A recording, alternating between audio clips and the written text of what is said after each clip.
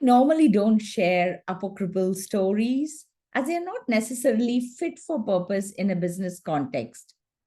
I'm making an exception for this one for three reasons.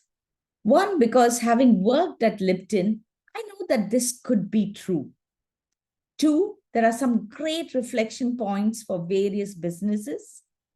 And three, and more importantly for me, I'm keen to know who wrote this. My research has come up to a naught, and so I'm crowdsourcing an answer for this one.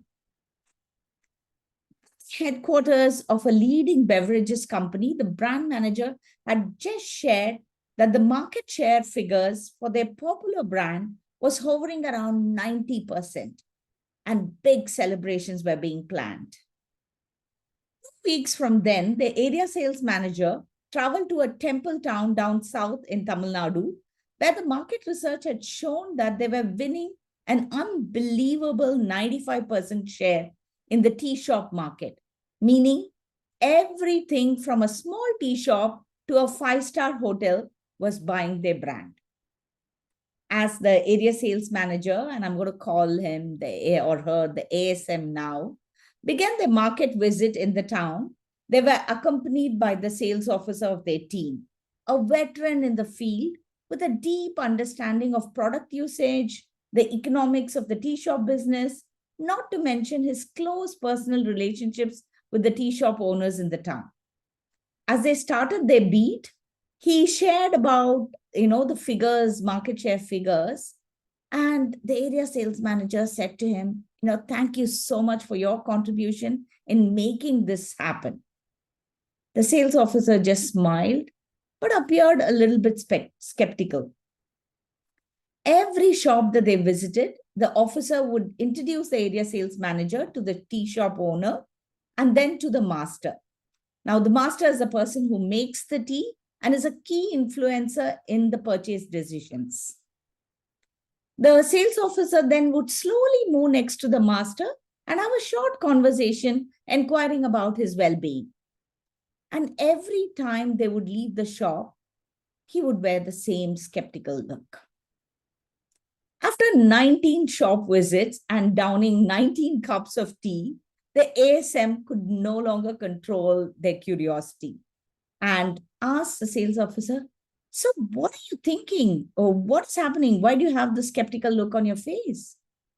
So the sales officer pulls the ASM aside and shares the findings of his research. Every shop they would visit, he would go next to the master and, of course, look at the dustbin. In the dustbin, he would look for the wrappers of the tea packets that had been used since the start of the day. And he found that there were wrappers of competing brands along with their brands in the dustbin, clearly indicating that the shop was now mixing the tea brands to reduce the cost of the mix. And this confirmed his doubts, and that brought out the skepticism about the market share of 95%. Was the market research agency wrong in the estimate? Probably not. What they must have done is to walk from shop to shop and ask the owner of the shop, what brand of tea do you use? And the shop owners obviously want to associate with a premium brand, and they would just want to enhance the stature of their tea shop, and they would say the premium popular brand, which is the brand of the ASM. However, the economics would compel them to buy cheaper teas and mix them to reduce the cost, yet preserve some of the flavor of the mix. What an amazing insight from a dustbin. Where in business could you use this example? Firstly, to say that the share of the dustbin is more important than the market share. Secondly, while research throws out data and information at us, business leaders should constantly look at the story behind the data and have ways of checking. When I used to be with Unilever Audit, we used to say, trust but verify.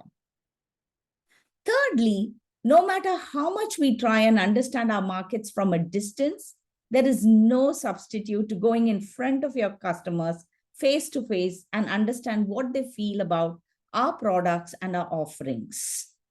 And There is no substitute, of course, to the advice of an industry veteran. While we want to look at the world with a new pair of eyes, a fresh pair of eyes, the seasoned eyes of a colleague who's been there for a long time could be very valuable, and it could keep us grounded. So, what insights have you gained by walking the beat, walking the market, talking to your dealers, talking to your customers? What is something that you've learned that was surprising?